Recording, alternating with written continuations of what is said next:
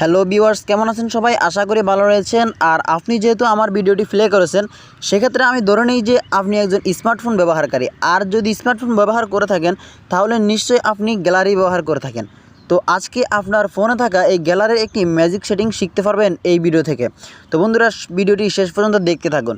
তো বন্ধুরা, বেশি কথা বলবো না, ভিডিওর মূল কাজে যাওয়া যাক, ভিডিওটি শুরু করা যাক।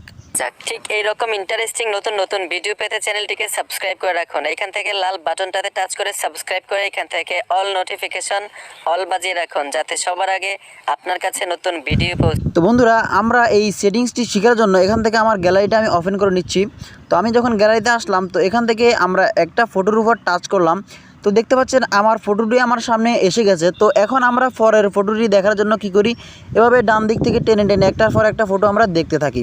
তো বন্ধুরা, আজকের ভিডিওতে দেখাবো কীভাবে আপনি হাত লাগানো ছাড়া আপনার ফটোগুলোকে আপনি একের পর এক দেখতে পারেন।